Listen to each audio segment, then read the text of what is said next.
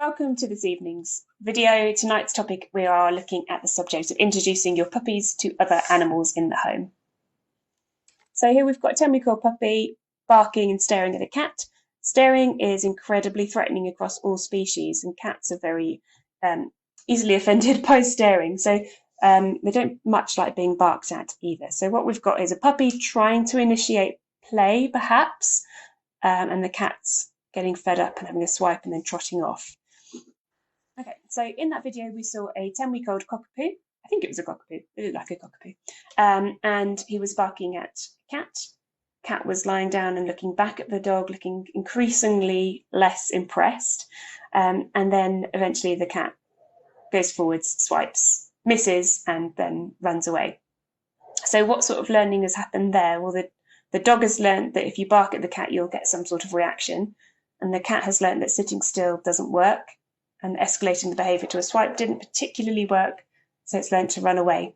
What the puppy's likely to learn then is to try and chase the cat, which is incredibly reinforcing for the puppy and not very pleasant for the cat. So what we need to make sure is that if the puppy starts to stare at the cat, we interrupt the behaviour straight away. So staring leads to chasing, and barking and then chasing, and that's really reinforcing for a dog to chase something that moves. So we want to try and interrupt that behaviour as quickly as possible. So we can do that in a number of ways. Firstly, you want to make sure that if your puppy tries to play with your cat, you very quickly interrupt and get them onto a toy, a suitable toy. So this is a nice sheepskin Tuggy toy, very fun for Tig to play with. And her attempts at playing with Monkey, she's given up straight away. Monkey's the cat. She's given up playing with the cat because actually it's much more fun to play with a toy with me. Now these two are quite good friends because we've introduced them very carefully, and Monkey grew up around dogs, so she's pretty confident. So Tig's having a great time. And a little bit of interaction with Monkey, and Tig can still stay focused on the toy, which is great. So by teaching your puppy to have fun with you and play with you, we take the desire away for the puppy to try and chase and play with the other animals. So they don't see them as things to play with. We want them to very much come back to us when we call them. We want them to play with us. We don't want them to play with the other animals. So it's all about teaching them what is appropriate. So it's appropriate to play with a toy, and we interrupt them if they go to play with the cat or the rabbit or whatever it is. So we very quickly bring them back onto a suitable object like that nice fluffy toy, which is really good to play with. Okay, so here we've got another cat and puppy combination. Ooh, that's a big stare from that puppy. And the cat's going, uh-oh, I know what's coming. So the cat's just trying to retreat slowly, but the puppy's thinking it's game time. Chase! Same puppy and cat. Cat's higher up, but not quite high enough. It's quite a big puppy. Can reach the cat, and the cat's ears are right back. So it's not a happy cat. And the dog is, the cat's got nowhere to escape. So the dog's barking, and the dog's trying to work out what to do with the cat, and eventually wanders off, but the cat's not too impressed. So not a great interaction for them just here. The next thing we look at is the same two. So we've got a cat much higher up here. So the cat's safe, and look at the difference in the cat's body language. The cat is much happier up here, soft facial features. Oh, some little nice stretching, but a lot of staring going on from the puppy. No barking this time because it's not quite as close, so that's better. So the last clip there, the puppy was a lot calmer and the cat was a lot higher up. So because the cat was higher up, he obviously felt a lot safer. His body language is a lot more relaxed, and the puppy was a lot more relaxed as well. But that said, the puppy was still staring very intently at the cat. So we know that if the cat was to come down, chase game would carry on. It's only a game for the dog, not for the cat. So what we want to do is try to encourage puppies not to stare. So a quick look and then a reward can help them to learn to ignore the cat. So have a look at this next little clip here. This is Tig, our puppy, meeting Tato the rabbit for the first time. And what I'm doing is I'm rewarding her with a treat every time she looks at him. So I'm only allowing a quick glance. So when she glances at him, good, and treat.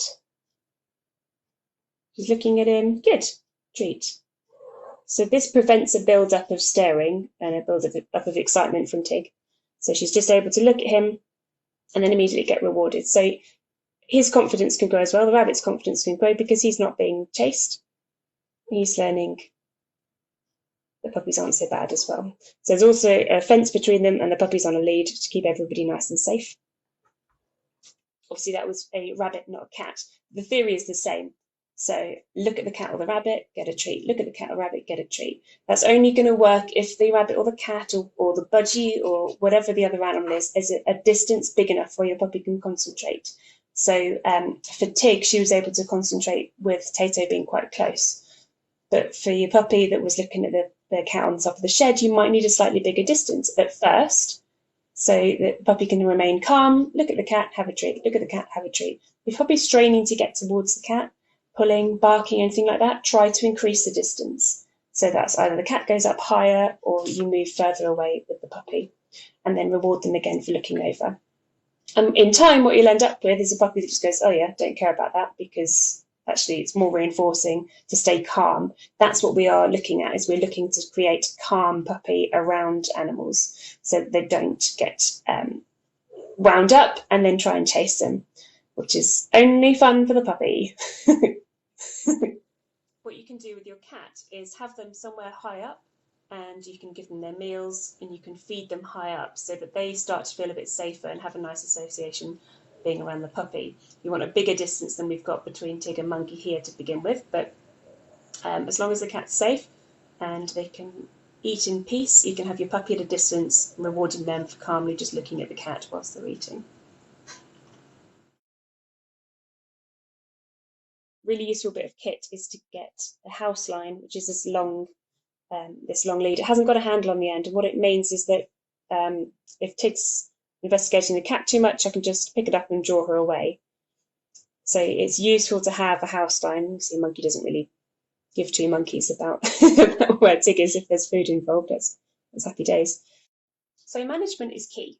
That's what we need to make sure, that the cats, the rabbits, the other animals are safe, that they can't get chased, and that the dogs are being rewarded for nice, calm behaviour, that they're getting appropriate play with people, and that we interrupt behaviour when we see it as inappropriate. So if your puppy is staring or barking at your cat or your rabbit or your gerbil or your hamster or your parrot, call them, move them away, use a house line if you want to gently move them away, reward them from a nice distance for calm behaviour.